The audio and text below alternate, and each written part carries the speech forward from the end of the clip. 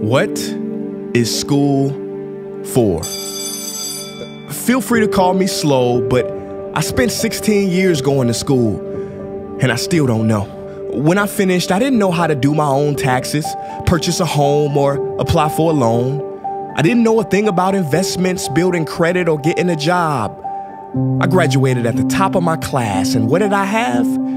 This fancy diploma to sit at home with my mom. But luckily, they did teach me some important skills like factoring trinomials and how mitochondria is the powerhouse of the cell. I'm so happy I remember the Pythagorean theorem, because it helped me a lot. Okay, I'm lying, let me stop. Because all the stuff they taught me, truthfully, I forgot. Mom, remember when you would ask me, what did you learn in school today? And I would say, nothing much. I wasn't being modest. The truth about it, Mom, is I had already forgotten. And it's not just me. Millions of students sing the same song.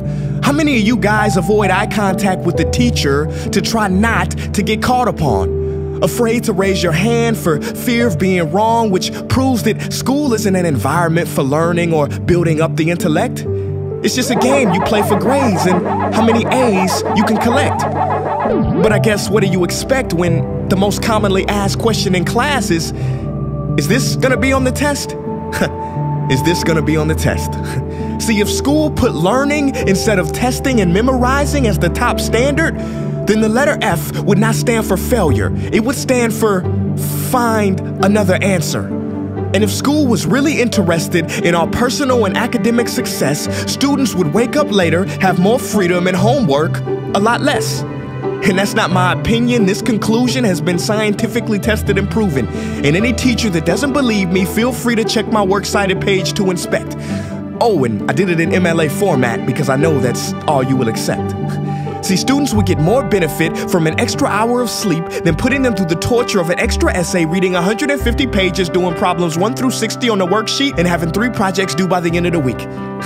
Not only is it pointless pain, but it's also dim-witted, because we get so much work, but they don't teach the time management skills to deal with it. See, in school, we are controlled by bells.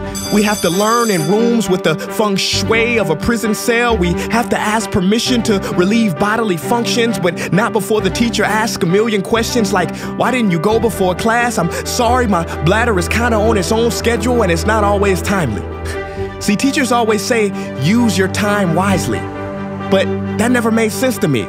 Because these 6 cruel hours of our lives we call school might literally be the worst use of time management ever in history.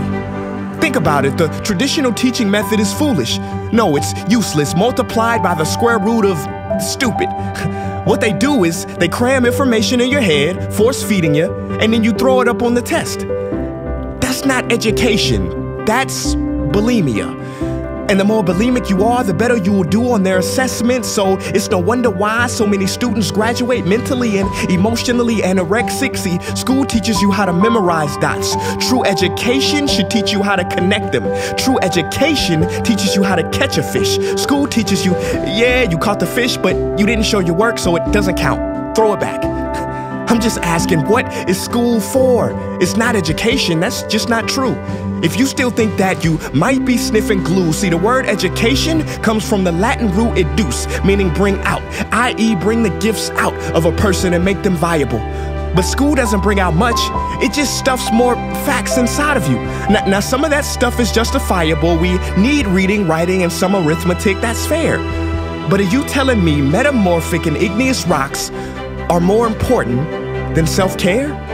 If suicide is the 3rd leading cause of death of ages 10 to 24, and Harvard studies suggest the biggest predictor for success is self-control and emotional health, then why the heck aren't we taught how to handle stress, bullies, or rejection? How about anxiety or depression? You know, skills we need for our entire lives. Bro, I don't even know how to cook. I'm honestly surprised I'm still alive.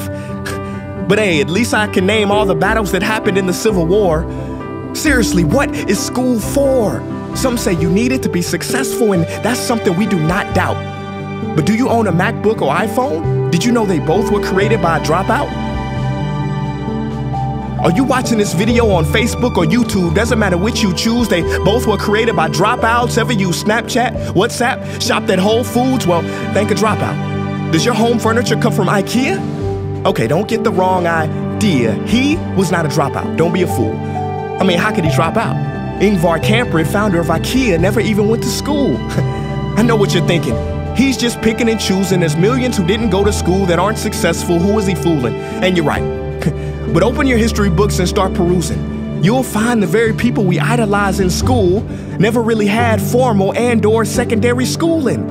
I'm talking George Washington, Abe Lincoln. America's best presidents had zero school between them. Ben Franklin, Thomas Edison, shall I proceed? Ernest Hemingway, Mark Twain, Teddy Roosevelt, Margaret Mead. Now please, I'm not saying drop out, because some schools are great and many teachers are rare treasures. I'm saying that there's a difference between people who are smart and people who score better. I'm saying that your future is something that no test will ever measure. Even if that test begins in 3 letters like SAT, ACT, it's BS if they say those determine your LIFE. No, your destiny is in your hands. You must shape it to be great. So don't expect school to open doors, because it's more likely to slam them in your face.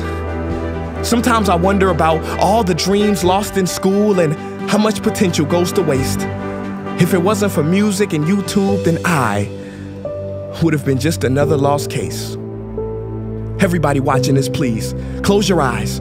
Imagine a child sitting in the back of some teacher's class in some town. He never raises his hand, he fails most of his classes, but inside of him, there is a passion. And if nurtured and brought out, will lead him to discover the cure for cancer. But you see, I'm afraid that that child's gift will never come out. He will never win the Nobel Prize award because in class he was ignored and his worth was judged only by his scores. So teachers, principals, parents, advisors, and students, I ask one more time, what is school for?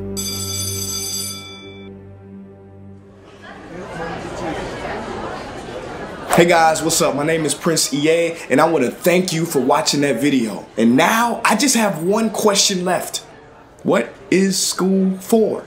Don't you think it's time that we answer this question together? If you are a teacher, a parent, or a student, I urge you to check out the Innovation Playlist. What is the playlist? It is a program that any school can try for free. It's based on the best practices from educators around the world, and through its small steps, it can lead to big changes in your school. Go to innovationplaylist.org to learn more. Peace.